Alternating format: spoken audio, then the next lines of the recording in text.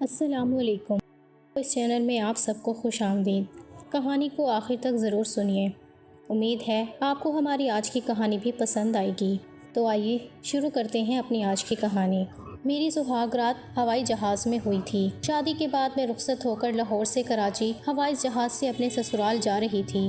میرا شوہر گھر جانے تک انتظار نہیں کر سکتا تھا، اس لیے وہ بے قابو ہو کر میرے ساتھ ہوائی جہاز میں ہی اس نے میرے ساتھ ہم زمین سے پتہ نہیں کتنے ہزار فیٹ بلندی پہ تھے، جب میرے خوبصورت خوبرو نوجوان شوہر نے مجھے کہا کہ وہ جو سامنے چھوٹا سا کمرہ نظر آ رہا ہے نا، چلو ادھر چلتے ہیں۔ میں نے کہا کہ وہ تو باتھ روم ہے۔ کہنے لگا کہ ہاں، تمہیں باتھ روم نہیں جانا؟ میں نے کہا کہ نہیں، میں تو ابھی تھوڑی دیر پہلے گئی تھی۔ اس نے کہا کہ اچھا، تو تم ذرا دوبارہ جاؤ۔ میں نے کہا کہ کیوں؟ تو اس نے کہا کہ بتاتا ہوں، اور دروازہ لاک نہیں کرنا۔ میں نے کہا ٹھیک ہے، کیونکہ میں اس کی بات کیوں نہ مانتی؟ وہ میرا شوہر تھا اور ابھی ہماری زندگی شروع ہوئی تھی۔ میں اس باتھ روم میں چلی گئی اور میں نے دروازہ لاک نہیں کیا۔ تھوڑی دیر کے بعد دروازے میں ہلچل ہوئی اور جو شخص اندر داخل ہوا اسے دیکھ کر میرے قدموں کے نیچے سے زمین نکل گئی۔ اب میں وہاں سے نہیں بھاگ سکتی تھی کیونکہ اس نے دروازہ لاک کر دیا تھا۔ میرا نام مریم ہے اور میں اپنے ماں باپ کی اکلوتی بیٹی تھی۔ میرے ماں باپ چاہتے تھے کہ وہ میری شادی بہت اچھی جگہ پر کروائیں۔ ہم لوگ لاہور میں رہتے تھے اور رشتہ میرے لیے کراچی سے آیا تھا، کیونکہ وہ وہاں کے بہت ہی زیادہ امیر لوگ تھے، فیکٹریوں کے مالک تھے۔ اتنی دور بیٹی کو بھیجنا میرے ماں باپ کے لیے مشکل تھا، اور بابا نے کہا کہ اتنا اچھا رشتہ دوبارہ نہیں ملے گا، اس لیے شادی کے لیے ہاں کہہ دیا۔ وہ لوگ بارات لے کے لاہور آئے اور اب یہاں سے بارات واپس بھی جانی تھی۔ میں سوچ رہی تھی کہ اتنا لمبا سفر کیسے طے ہوگا، وہ بھی دلہن بن کے۔ لیکن یہ لوگ واقعی بہت زیادہ امیر تھے اور چیزوں کو سمجھنے والے بھی تھے۔ یہ لوگ تو جہاز میں آئے تھے اور واپسی بھی جہاز میں تھی، اس کا مطلب ان کے پاس بہت پیسے تھے۔ میری ساری کزن تو ابھی سے ہی مجھ سے جلنے لگیں۔ میرے شوہر کا نام سرمد تھا، وہ بہت ہی زیادہ خوبصورت نوجوان تھا۔ شادی تو ہو چکی تھی، اب ساتھ بیٹھے تھے، تصویریں وغیرہ بن رہی تھیں اور کچھ رسمیں ہو رہی تھیں، جب میری ایک کزن میرے پاس آئی اور کہنے لگی کہ تیرا شوہر تو بڑا خطرناک لگتا ہے۔ وہ میرے کان میں بولی۔ میں نے کہا کہ خطرناک کیسے؟ اس نے کہا کہ دیکھ تو صحیح، کیسا لمبا چوڑا بانکا نوجوان ہے، یہ تو تجھے کھا جائے گا۔ میں نے کہا کہ یہ کیا بات کر رہی ہو؟ میں شرمانے لگی تو اس نے کہا کہ نہیں، سیریس بات ہے، میں تجھے بعد میں بتاتی ہوں۔ میں سوچنے لگی کہ پتہ نہیں اس نے مجھے کیا بات بتانی ہے۔ خیر، اب میں دلہن بن کے تو سفر کر نہیں سکتی تھی، اسی لیے میری ساس نے کہا کہ اس کے کپڑے بدلوا دیں اور اسے کوئی کامدار سوٹ ہی پہنا دیں جس میں یہ بہت خوبصورت لگے۔ لیکن دلہن کے کپڑے بدلوا دیں کیونکہ سفر ہے اور ایسے عجیب بھی لگتا ہے، ہم پلین میں جائیں گے تو برا لگے گا، پھر وہاں جا کے ہم اس کو دوبارہ تیار کروا دیں گے۔ میں نے شکر ادا کیا کہ چلو ان کو اتنا خیال تو آیا، ورنہ میں دلہن بن کے پلین میں بیٹھتی ہوئی کیسی لگتی؟ لگنا تو میں نے ابھی بھی دلہن ہی تھا۔ مجھے اتنی ساری مہندی لگی ہوئی تھی اور مجھے پھر سے لال رنگ کا ہی جوڑا پہنایا جا رہا تھا۔ میری ماں اور میری ایک کزن مجھے تیار کروا رہی تھی، جب میری وہی والی کزن وہاں پر آ گئی اور اس نے کہا کہ باقی کے کام میں کرتی ہوں۔ میرا دوپٹہ سیٹ کرتے ہوئے بولی کہ دیکھ، اپنے شوہر سے بچ کے رہنا، لڑکیاں پہلی ہی رات ہسپتال پہنچ جاتی ہیں۔ میں نے کہا کہ کیوں ہسپتال کیوں پہنچ جاتی ہیں؟ ڈر کی وجہ سے۔ لیکن مجھے تو کوئی ڈر نہیں لگ رہا، بابا نے سمجھایا کہ لوگ بہت اچھے ہیں۔ وہ کہنے لگی کہ ڈر کی وجہ سے نہیں، اب میں تجھے کیسے سمجھاؤں، تیری کوئی بڑی بہن بھی نہیں ہے اور تیری ماں ان باتوں میں بالکل بیوقوف ہے، تجھے کسی نے کچھ سمجھایا بھی نہیں ہوگا، بس میں تجھے اتنا سمجھا رہی ہوں کہ اپنے شوہر سے کہنا کہ زیادہ جذباتی نہ ہو جائے۔ مجھے خیر اس کی بات پھر بھی سمجھ نہیں آئی، کیونکہ شادی والا گھر تھا، ماحول تھا، تو بس جلدی جلدی تیاری شیاری کروا کے رخصتی کی رسم ہونے لگی تاکہ واپس جا سکیں، اور وہیں سے ایئرپورٹ کی طرف روانگی ہو گئی۔ سیٹس پہلے سے ہی بک تھیں، ان لوگوں کو کہا گیا تھا کہ ایک دن رک کے صبح چلے جائیں، پر انہوں نے کہا کہ ہم لوگوں نے پہلے ہی سیٹس بک کروائی تھیں، اب ہم کینسل نہیں کر سکتے۔ ایئرپورٹ کی لابی میں اور میرا شوہر ایک ساتھ ہی بیٹھے تھے۔ ابھی تک ہم نے کوئی خاص بات نہیں کی تھی۔ اس نے بس مجھ سے اتنا پوچھا کہ تم نے کچھ کھانا پینا ہے تو بتا دو۔ میں نے کہا کہ نہیں، میں نے جواب دیا، لیکن اندر سے ایک عجیب سا ڈر بھی بیٹھا ہوا تھا۔ وہ کزن کی باتیں بار بار ذہن میں آ رہی تھیں۔ میں سوچ رہی تھی کہ پتہ نہیں اس نے اتنی خوفناک باتیں کیوں کی۔ دل تو چاہ رہا تھا کہ امی سے جا کے پوچھوں کہ یہ سب کیا ہے، لیکن وہ تو مجھے بار بار یہی کہتی تھی کہ فکر نہ کر مریم، سب ٹھیک ہو جائے گا، سرمد بہت اچھا لڑکا ہے اور ان کے گھر والے بھی بہت اچھے ہیں۔ میں نے اپنے دل کو تسلی دی کہ شاید یہ کزن بس مزاق کر رہی ہوگی یا میرا دل ہلکا کرنے کے بجائے اور ڈرا رہی ہوگی۔ جہاز میں بیٹھنے کا لمحہ میرے لیے بہت عجیب تھا۔ ایک طرف خوشی تھی کہ نئی زندگی شروع ہونے جا رہی ہے، دوسری طرف ایک انجانا خوف بھی تھا۔ جہاز نے جیسے ہی اڑان بھری تو میرے دل کی دھڑکن اور تیز ہو گئی۔ کھڑکی کی باہر دیکھتی رہی تاکہ اپنے اندر کے ڈر کو چھپا سکوں۔ سرمد میرے ساتھ ہی بیٹھا تھا۔ وہ خاموش طبیعت کا لگ رہا تھا، جیسے کچھ سوچ رہا ہو۔ کبھی کبھی وہ میری طرف دیکھ لیتا اور پھر آنکھیں دوسری طرف کر لیتا۔ میں نے دل میں سوچا کہ یہ تو بالکل میری کزن کی کہی ہوئی باتوں کے خلاف ہے۔ یہ تو بالکل سیدھا سادہ اور معصوم سا دکھ رہا ہے۔ سفر کا وقت زیادہ نہیں تھا، لیکن میرے لیے گھنٹوں کی طرح گزر رہا تھا۔ میں نے خود کو مصروف رکھنے کے لیے دل ہی دل میں دعائیں پڑھنا شروع کر دیں۔ یا اللہ میری نئی زندگی خوشیوں سے بھر دے، یا اللہ میرے والدین کا مان رکھنا۔ یہ سب دعائیں میرے دل سے خود نکلتی جا رہی تھیں اور میں روتی ہوئی اندر ہی اندر مسکرا بھی رہی تھی۔ میں سامنے دیکھ رہی تھی جب اچانک میرے ہاتھ کو میرے شوہر نے پکڑا۔ میرا ہاتھ سیٹ کی سائڈ پر رکھا ہوا تھا اور اس کا ہاتھ بھی اسی طرف تھا۔ اس نے میرے ہاتھ کو پکڑ کر بہت زور سے دبوچ لیا۔ میں نے حیران ہو کر دیکھا تو کہنے لگا کہ کیا ہو گیا؟ ہاتھ ہی تو پکڑا ہے تمہارا، اور دیکھو یوں تو آج ہماری سہاگ رات تھی، لیکن جب تک ہم گھر پہنچیں گے تب تک صبح ہو چکی ہوگی۔ جا کر سب لوگ سو جائیں گے، آرام کریں گے، اس کے بعد تمہیں دوبارہ تیار کیا جائے گا اور پھر کہیں تم میرے ہاتھ آؤ گی۔ جب اس نے کہا کہ تم میرے ہاتھ آؤ گی تو مجھے عجیب سا محسوس ہوا۔ میں شرمانے لگی تو اس نے کہا کہ تم شرماتی ہوئی بہت اچھی لگ رہی ہو، لیکن زیادہ شرمانے کی ضرورت نہیں ہے، کیونکہ کبھی کبھی شرم میں وقت نکل جاتا ہے اور خوبصورت لمحے خراب ہو جاتے ہیں۔ میں نے کہا کہ میں آپ کی بات کا مطلب نہیں سمجھی۔ اس نے کہا کہ دیکھو میں ایک بڑا ہی ایڈونچرس قسم کا آدمی ہوں، میں نے زندگی میں بہت کچھ کیا ہے۔ تم میرے ساتھ رہو گی نا تو تمہیں پتہ چل جائے گا، کیوں نہ ہم کوئی ایسا کام کریں جو ہم دونوں کو ہمیشہ یاد رہے۔ میں نے کہا کہ ایسا کام؟ اس نے کہا کہ سوچو کبھی کسی نے ہوائی جہاز میں سہاگ رات منائی ہے کیا؟ میں نے کہا کہ ایسے کیسے ہو سکتا ہے؟ اس نے کہا کہ ہونے کو کیا نہیں ہو سکتا، یہ بڑا ہی ایڈونچرس ہوگا اور ہمیں ہمیشہ یاد رہے گا۔ ہماری زندگی کی ایک خوبصورت یاد بھی بن جائے گی جسے بعد میں ہم یاد کر کے ہنسیں گے۔ میں نے کہا لیکن ہم تو اوپن سیٹس پہ بیٹھے ہیں، یہاں تو کوئی کیبن بھی نہیں ہے۔ وہ کہنے لگا کہ تم پہلے مجھے یہ بتاؤ کہ میری بات مانو گی یا نہیں، باقی تم مجھ پہ چھوڑ دو۔ میں حیران ہوئی کہ کیا کہوں۔ میں کہتی کہ نہیں، میں نے تو آپ کی بات نہیں مانی تو کتنا برا لگتا۔ میں نے بس سر جھکا کے ہاں میں ہلا دیا۔ اس نے کہا کہ شاباش، مجھے ایسی ہی بیوی چاہیے، میرے ساتھ تم بہت خوش ہوگی، بس ہمیشہ میری بات ماننا۔ سرمد نے مجھے کہا کہ یہاں جو کچھ بھی ہوگا اس کے بارے میں کسی کو کچھ بتانا نہیں، اور اب میں تمہیں بتاتا ہوں کہ کیا کرنا ہے۔ میں خاموش رہی۔ میرے دل میں ایک عجیب سا خوف اور تجسس دونوں موجود تھے۔ میں نے سرمد کی آنکھوں میں دیکھا، وہ پوری سنجیدگی سے مجھے دیکھ رہا تھا۔ میں نے آہستہ سے کہا کہ سرمد، مجھے سمجھ نہیں آ رہا ہے کہ آپ کیا چاہتے ہیں۔ وہ مسکرا کر بولا تم بس میری بات مانو گی اور جو میں کہوں گا وہ کر لو، بس اس کے بعد سب ٹھیک ہو جائے گا۔ میں نے سرمد کی بات سن کر دل ہی دل میں سوچا کہ شاید یہ سب میری پہلی رات کا ایک حصہ ہے، لیکن میرے دل میں خوف تھا کیونکہ یہ سب کچھ میرے لیے نیا اور انجان تھا۔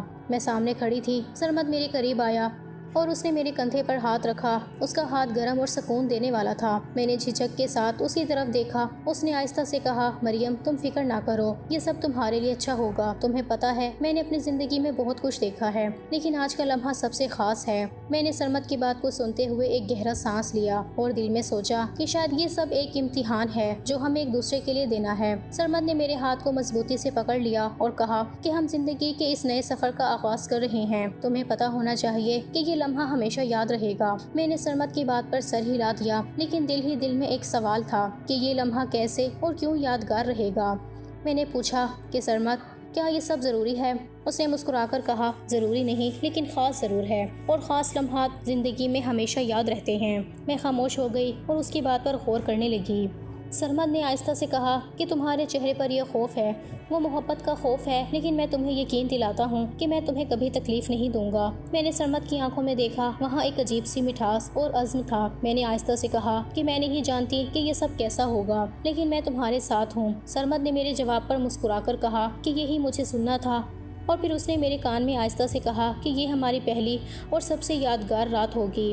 میں سرمد کی باتوں میں کھو گئی تھی۔ وہ مسلسل باتیں کر رہا تھا جیسے یہ لمحہ رک جانا چاہتا ہو۔ میں نے محسوس کیا کہ میرے دل کی دھڑکن تیز ہو گئی ہے اور میں اپنے آپ کو سنبھالنے کی کوشش کر رہی ہوں۔ سرمد نے میرے بالوں کو پیچھے کیا اور کہا کہ تم واقعی بہت خوبصورت ہو، تمہاری آنکھوں میں ایک الگ ہی چمک ہے۔ میں نے سرمد کو شرم سے دیکھا، لیکن اندر سے ایک عجیب سی خوشی محسوس ہو رہی تھی۔ 5 منٹ گزر گئے لیکن ہم دونوں خاموش تھے۔ سرمد نے میرے ہاتھ کو اپنے ہاتھ میں تھامے رکھا اور آہستہ آہستہ کہا کہ اب وقت ہے تمہیں وہ کرنا جو میں نے کہا تھا۔ میں نے سرمد کی طرف دیکھا اور آہستہ سے کہا کہ مجھے یقین نہیں آ رہا کہ یہ سب ہو رہا ہے۔ سرمد نے مجھے قریب کیا اور کہا کہ یہ لمحہ تمہیں ہمیشہ یاد رہے گا اور میں چاہتا ہوں کہ تم اسے کبھی نہ بھولو۔ میں نے سرمد کی بات سن کر سر ہلا دیا اور دل ہی دل میں کہا کہ شاید یہ لمحہ واقعی خاص ہے۔ سرمد نے میرے کندھے پر ہاتھ رکھا اور کہا کہ زندگی میں کچھ ایسے لمحے ہوتے ہیں جو بس یاد رہ جاتے ہیں۔ یہ لمحہ بھی ویسا ہی ہے۔ میں نے آہستہ سے پوچھا کہ کیا یہ لمحہ ہمارے تعلق کی بنیاد بنے گا؟ سرمد نے مسکرا کر کہا کہ یہ لمحہ صرف شروعات ہے، ہماری محبت کا پہلا باب ہے۔ میں نے سرمد کی بات سنی اور دل ہی دل میں اسے اپنی زندگی کا ایک حصہ مان لیا۔ یہاں پر ہم دونوں خاموش تھے۔ میں سامنے کھڑی سرمد کو دیکھ رہی تھی اور اس کے ہاتھ میرے ہاتھ میں مضبوطی سے تھے۔ میرے دل میں ایک عجیب سا سکون اور ڈر دونوں ایک ساتھ تھے۔ میں نے محسوس کیا کہ یہ لمحہ زندگی کے سب سے اہم لمحوں میں سے ایک ہے۔ ہم لوگ ابھی اندر ہی تھے۔ میں بھی شرما رہی تھی، خوش ہو رہی تھی، کیونکہ ظاہر ہے مجھے بھی میرے شوہر کے ساتھ وقت گزارنے کی خوشی تو تھی، لیکن سب کچھ میری امید کے برعکس ہونا شروع ہو گیا۔ میں یہاں سے نکلنا چاہتی تھی، لیکن سرمد نے کہا کہ ابھی نہیں، اور اس کے لہجے میں ایک عجیب سی ضد تھی، جیسے وہ جانتا ہو کہ میں یہ کام کرنا نہیں چاہتی، لیکن پھر بھی اپنی مرضی پر اصرار کر رہا ہوں۔ کچھ دیر خاموشی کے بعد اچانک میری طبیعت خراب ہو گئی۔ میرا دل زور زور سے دھڑکنے لگا اور ایک دم میرے جسم میں کمزوری محسوس ہوئی۔ میں زمین پر بیٹھ گئی۔ مجھے اٹھانا ممکن نہیں تھا۔ میرے سانس رکتے رکتے آہستہ آہستہ آ رہے تھے۔ میری حالت خراب ہوتی جا رہی تھی۔ میں خود کو سنبھالنے کی کوشش کر رہی تھی، لیکن ایک حد کے بعد ممکن نہیں رہا کہ میں اپنی حالت پر قابو پا سکوں۔ سرمد میری حالت دیکھ کر گھبرا گیا۔ وہ فوراً میرے قریب آیا اور میرا ہاتھ پکڑ کر مجھے سہارا دینے کی کوشش کرنے لگا، لیکن میں اس کا ہاتھ جھٹک دیتی اور سر ہلا کر کہتی کہ مجھے اکیلا چھوڑ دو، میں خود ٹھیک ہو جاؤں گی۔ لیکن وہ سمجھنے کی بجائے کہہ رہا تھا کہ مریم کچھ نہیں ہوگا، بس تھوڑا آرام کرو، تھوڑی دیر میں ٹھیک ہو جاؤ گی۔ میں نے اپنی آنکھیں بند کر لی اور زمین پر بیٹھ کر سر جھکا لیا۔ تھوڑی دیر کے بعد سرمد باہر نکل گیا مدد مانگنے کے لیے۔ اس کے جانے کے کچھ ہی لمحے بعد ایئر ہوسٹس کی ایک ٹیم وہاں پہنچی۔ انہوں نے میرے قریب آ کر میری حالت دیکھی اور فوراً سمجھ گئے کہ معاملہ معمولی نہیں ہے۔ ایک ایئر ہوسٹس نے زور سے پکارا کہ ڈاکٹر کی ضرورت ہے۔ کچھ مسافر بھی حیرانی سے ہماری طرف دیکھنے لگے کہ یہ کیا ہو رہا ہے۔ یہ منظر ان کے لیے بھی غیر متوقع تھا۔ ایئر ہوسٹس نے فوراً دیگر عملے کو بلایا اور باتھ روم کے قریب سے جگہ خالی کروانے کی کوشش شروع کر دی تاکہ مجھے سہارا دے کر لے جایا جا سکے۔ میں نے تھوڑی دیر کے لیے اپنی آنکھیں کھولی اور ارد گرد دیکھا تو بہت لوگ جمع ہو گئے تھے۔ سرمد باہر کھڑا مدد کے لیے بات کر رہا تھا، لیکن میں نے اسے محسوس کیا کہ وہ خود بھی گھبرایا ہوا تھا۔ میری حالت دیکھ کر وہ بار بار پیچھے دیکھتا اور پھر ایئر ہوسٹس سے بات کرتا رہا۔ اچانک میری ساس اور بھابھی بھی پہنچ گئیں۔ وہ دونوں حیران ہو کر میری طرف دوڑیں اور فوراً مجھے سہارا دینے لگیں۔ میری ساس نے سرمد کو غصے سے دیکھا اور کہا، اللہ ہی تمہیں ہدایت دے، تم لوگ کیسے کام کرتے ہو اور یہ سب کیا ہو گیا، یہ سب کیسے ممکن ہوا؟ سرمد کی بھابھی بھی میری حالت دیکھ کر ہکا بکا رہ گئیں۔ وہ کہنے لگی، یہ کیا ہوا؟ دلہن کو ایسا کیسے ہونا پڑا؟ میں نے آہستہ سے سر ہلا کر کچھ کہا نہیں، لیکن میری حالت واضح تھی کہ میں بہت زیادہ بیمار ہوں۔ میری سانس رکتی اور پھرتی رہتی تھی۔ میں نے محسوس کیا کہ میری ساس اور بھابھی میری مدد کرنے کی کوشش کر رہی ہیں، لیکن سرمد اس طرف آ کر ایک دم بولنے لگا کہ یہ سب معمول کی بات ہے، فکر مت کرو۔ لیکن میرے لیے یہ لمحہ اتنا خوفناک تھا کہ میں اس کی بات کو یقین سے نہیں سن سکتی تھی۔ جہاں تک میں نے غور کیا، میرے کپڑے بھی گندے ہو چکے تھے اور میں اپنے آپ کو سنبھالنے کی کوشش میں تھی، لیکن ممکن نہ ہوا۔ پلین کے عملے نے فوراً انتظامیہ کو اطلاع دی اور 1-2 منٹ میں پورا عملہ وہاں پہنچ گیا۔ ایئر ہوسٹس نے بلایا کہ ہمیں ہسپتال جانا ہوگا کیونکہ میری حالت ٹھیک نہیں تھی۔ سرمد نے فوراً آواز بلند کر دی کہ یہ سب غلط فہمی ہے، لیکن اس کی بات کسی نے سنجیدگی سے نہیں لی اور ایئر ہوسٹس نے حکم دیا کہ مجھے فوراً طبی مدد فراہم کی جائے۔ اس دوران سرمد اور اس کے والد صاحب کو روک لیا گیا کیونکہ انتظامیہ ان سے وضاحت طلب کر رہی تھی کہ انہوں نے یہ کیا حرکت کی ہے اور ان پر جرمانہ عائد کیا گیا۔ سرمد کے رشتہ دار جو پلین میں موجود تھے، ان سب نے یہ منظر دیکھا تو وہ سب ایک دوسرے کو دیکھنے لگے۔ ان کے چہرے پر حیرت اور غصہ دونوں نمایاں تھے۔ سرمد کے چہرے پر بھی غصے کی لکیریں واضح تھیں۔ وہ بار بار اپنی ماں اور والد صاحب کی طرف دیکھ رہا تھا، جیسے انہیں یقین دلانا چاہتا ہو کہ یہ سب معمولی بات ہے، لیکن اندر سے وہ خود بھی اس صورتحال سے پریشان تھا۔ اس کے رشتہ دار باتوں میں الجھ گئے اور ایک دوسرے سے کچھ کہنے لگے۔ سب کیسے ممکن ہوا؟ ایک دلہن کی پہلی رات پر ایسا منظر پیدا کیسے ہوا؟ یہ سب کے لیے ایک بریکنگ نیوز بن گیا تھا۔ ایئر ہوسٹس نے مجھے فوراً ایک ویل چیئر پر بٹھایا اور سرمد کو ہسپتال جانے کی اجازت دینے سے پہلے اس سے کئی سوالات کیے۔ مجھے بامشکل وہاں سے اٹھا کر بٹھایا گیا، لیکن میں زمین پر بیٹھ کر بے حال سی رہ گئی۔ سرمد اور اس کے والد صاحب ایئرپورٹ کے ایک طرف کھڑے ہو کر انتظامیہ سے باتیں کر رہے تھے۔ مجھے اپنی حالت پر زیادہ دھیان نہیں تھا، میں بس ایک بات سوچ رہی تھی کہ شاید یہ رات میری زندگی کا سب سے مشکل لمحہ بن چکی ہے اور میں اس سے نکلنے کے لیے اپنی پوری کوشش کروں گی، یہاں تک کہ پلین لینڈ ہوا اور فوری طور پر مجھے ہسپتال منتقل کر دیا گیا۔ سرمد اور اس کے والد کو روک لیا گیا اور ان سے تفصیل پوچھی جا رہی تھی۔ انتظامیہ کی نظر میں یہ معاملہ سنگین تھا اور ان کے اوپر فائن بھی لگایا گیا تھا۔ میں نے ہسپتال کی طرف جاتے ہوئے اپنے آپ کو سنبھالنے کی کوشش کی، لیکن دل ہی دل میں ایک خوف اور پریشانی تھی کہ یہ رات ہماری زندگی کا ایک ایسا لمحہ بن چکی ہے جسے ہم کبھی نہیں بھولیں گے۔ ہسپتال والے بھی میری ساس کو باتیں سنانے لگے کہ آپ کا بیٹا جنگلی ہے، اسے آپ نے کوئی تمیز نہیں سکھائی، کیا حال کر دیا لڑکی کا پہلی ہی رات میں، یہ سب کیسے ہو گیا؟ یہ سن کر میری ساس چپ رہ گئی، لیکن اس کے چہرے پر دکھ اور غصہ صاف نظر آ رہا تھا۔ وہ خاموشی سے میری طرف دیکھتی رہی اور ایک کونے میں بیٹھ کر رونا شروع کر دیا اور میں اس کی رونے کی آواز سن رہی تھی، لیکن بولنے کی ہمت نہیں تھی۔ دوسری طرف سرمد اور میرے سسر ابھی تک فون نہیں اٹھا رہے تھے۔ ان کے فون بج رہے تھے، لیکن وہ کسی طرح جواب نہیں دے رہے تھے۔ یہ سب کچھ سن کر میرے دل میں ایک عجیب سا خوف پیدا ہو گیا تھا۔ مجھے نہیں معلوم تھا کہ ایئرپورٹ پر ان کے ساتھ کیا ہو رہا تھا اور وہ کس باتوں کا سامنا کر رہے تھے۔ شاید ان کو وہاں کافی سخت باتیں سننے کو مل رہی تھیں۔ ہمیں ہسپتال سے واپس گھر لایا گیا۔ گھر پہنچنے پر بھی کچھ مہمان موجود تھے جو میرے چہرے اور حالت کو دیکھ کر خاموش ہو گئے تھے۔ ان کے چہرے پر حیرت اور افسوس دونوں تھے۔ میں اندر داخل ہوئی تو میری ساس فوراً مجھے کمرے میں لے کر گئی اور ایک طرف بیٹھ کر رونا شروع کر دیا۔ وہ مسلسل یہ کہہ رہی تھی کہ اتنی مشکل سے عزت کمائی تھی، ساری کی ساری لٹ گئی، اب یہ لوگ بھی کہانیاں بنائیں گے اور ہمارے گھر کی عزت کو نقصان پہنچائیں گے۔ اس کے الفاظ میرے دل پر ایک بوجھ کی طرح گرتے جا رہے تھے۔ میں خاموش رہی، لیکن اندر سے گہرا درد محسوس کر رہی تھی۔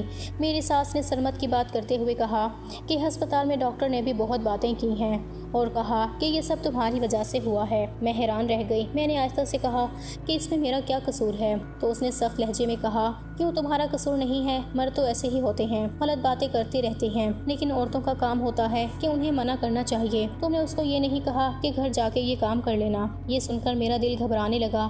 میں نے کہا تھا، لیکن میری بات نہیں مانی گئی۔ میری ساس نے سرمد کے رویے پر تنقید کرتے ہوئے کہا کہ یہ سرمد اسی طرح کا ہے، اس کے ساتھ رہنا ہے نا تو یہ سب کرنا پڑے گا، اگر اللہ میاں کی گائیں بنی رہو گی نا تو بار بار ہسپتال جانا پڑے گا۔ میں یہ بات سن کر اندر ہی اندر ڈر گئی، لیکن وہ میری حالت پر بالکل رحم نہیں کر رہی تھیں۔ انہوں نے مجھے ایسے الفاظ کہے کہ میں خاموش رہ گئی۔ میری آنکھوں میں آنسو آ گئے، لیکن میں کچھ بول نہ سکی۔ میں ایک دن کی دلہن تھی، اوپر سے میرے ساتھ یہ حادثہ ہوا تھا اور اس کا بوجھ میری برداشت سے زیادہ تھا۔ کم سے کم مجھے کوئی تسلی ہی دے دیتا، لیکن وہاں کوئی بھی ایسا شخص نہیں تھا جو مجھے سکون دے۔ کچھ دیر بعد میرے لیے دودھ کا گلاس بھجوا دیا گیا۔ میری نند میرے پاس آ کر بیٹھ گئی۔ اس نے میری طرف مسکرا کر دیکھا اور کہا کہ ہمارے گھر میں دلہن کو اکیلا نہیں چھوڑتے، کہتے ہیں اس کے پیچھے بھوت لگ جاتے ہیں، اس لیے آج میں آپ کے پاس سو جاؤں گی۔ میں نے اس کی بات سن کر ہلکی سی مسکراہٹ دی، لیکن دل ہی دل میں ایک عجیب سا غم تھا۔ میں نے کہا، تمہارے بھائی نہیں آئے؟ وہ کہنے لگی کہ وہ تو ابھی تک نہیں آئے، وہ لوگ رات کے کسی وقت آئیں، لیکن سرمد کو میرے کمرے میں نہیں بھیجا گیا۔ یہ سن کر میرا دل اور بھی بھاری ہو گیا۔ میری کیا حالت تھی میں ہی جانتی تھی۔ ایک تو میرے ساتھ یہ حادثہ ہوا، اوپر سے میرا کوئی اپنا بھی میرے ساتھ نہیں تھا، کوئی تسلی دینے والا نہیں تھا، سب لوگ باتیں کرنے والے ہی تھے اور باتیں کر بھی رہے تھے، یہاں تک کہ کچھ لوگ کہنے لگے کہ یہ لڑکی خود ہی اس کی وجہ بنی ہوگی، اگر عورت خود نہ چاہے کچھ بھی نہیں ہو سکتا۔ یہ سن کر میرے دل پر ایک اور دھچکا لگا۔ میں خاموشی سے اپنی آنکھیں بند کر لیتی اور ایک گہری سانس لیتی رہی۔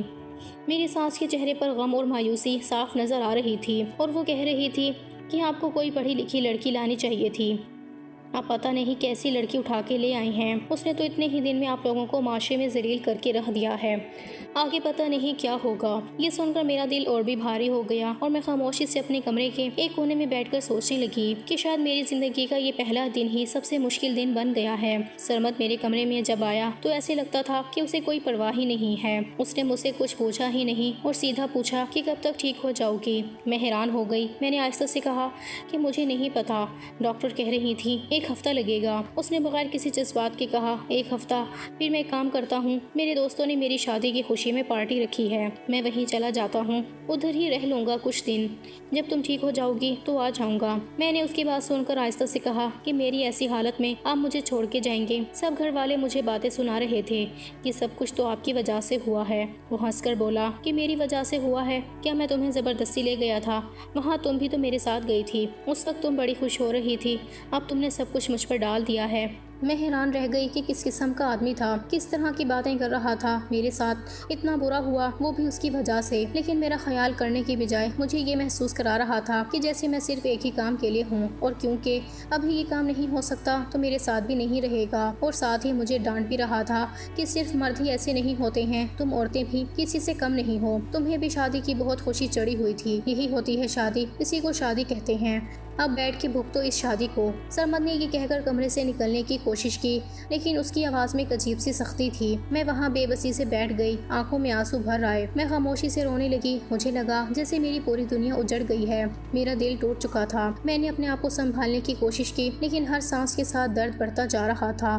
میں روتی رہی اور سرمد چپ چاپ کمرے سے نکل گیا۔ کچھ دیر بعد میرے موبائل پر میری ماں کا کال آیا، میں نے فون اٹھایا، لیکن بات شروع ہوتے ہی میری آواز کانپنے لگی، میں بس رونے لگی۔ ماں نے میری حالت پہ سمجھ لیا کہ کچھ غلط ہے۔ اس نے آہستہ سے کہا کہ بیٹا کوئی بات نہیں، ہم بھی آئیں گے، ہم کوئی غریب تھوڑی ہیں، ہم بھی جہاز میں بیٹھ کے آ جائیں گے، جب ہمارا دل کرے گا اپنی بیٹی سے ملنے کے لیے آئیں گے۔ میں نے آنسو بہاتے ہوئے کچھ کہا نہیں، صرف سر ہلا دیا، کیونکہ میں اس وقت بولنے کی حالت میں نہیں تھی۔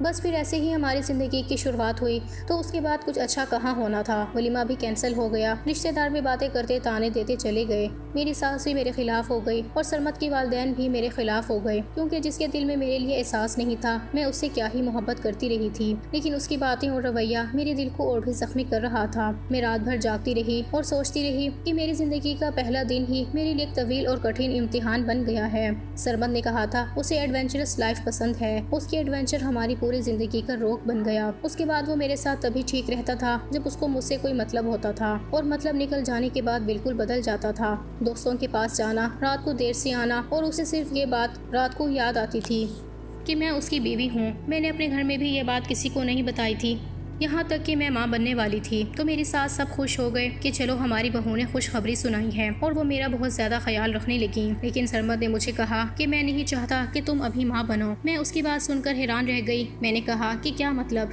شادی کے بعد عورت ماں ہی بنتی ہے؟ اس نے بغیر کسی ہچکچاہٹ کے جواب دیا کہ نہیں، میں نہیں چاہتا کہ تم ابھی ماں بنو، تم بچہ پیدا کرو گی، بچے کی ماں ہو کے رہ جاؤ گی، تم موٹی ہو جاؤ گی، تمہارا پیٹ باہر نکل آئے گا، عجیب سی ہو جاؤ گی، ہر وقت بچے کے پیچھے پڑی رہو گی، پھر اس کے بعد دوسرا بچہ پیدا ہو جائے گا، پھر تم بچوں کی ماں بن جاؤ گی، اور عمر میں بھی مجھ سے 10 سال بڑی لگنے لگو گی، تو پھر ہماری پرسنل زندگی کا کیا ہوگا؟ میں نے آہستہ سے کہا کہ ہماری پرسنل زندگی صرف رات کے 2 گھنٹے ہی ہوتے ہیں، اس کے بارے میں سوچ کر میں اپنی اولاد کو تو نہیں بھول سکتی ہوں۔ میں نے سیدھی بات کی، لیکن اس بات کا اثر اس پر کچھ ایسا ہوا کہ وہ چپ ہو گیا۔ میں نے پہلی بار اسے خاموش دیکھا، اور اندر سے میں ایک عجیب سی کشمکش میں تھی کہ شاید یہ سن کر وہ سوچ رہا ہو، یا شاید یہ بات اسے بری لگ گئی تھی۔ اگلے دن اس نے مجھ سے معافی مانگی اور کہا کہ مجھے معاف کر دو، بس پہلا بچہ ہے نا، تو مجھے سمجھ نہیں آیا کہ میں نے کیسا ری ایکشن دینا ہے۔ اس نے مزید کہا کہ میں تمہیں کہیں باہر لے جاتا ہوں، تمہیں کوئی اچھی سی چیز کھلاتا ہوں، تو تمہارا کھٹی کھٹی چیزیں کھانے کا دل کرے گا نا، تو چلو چلتے ہیں۔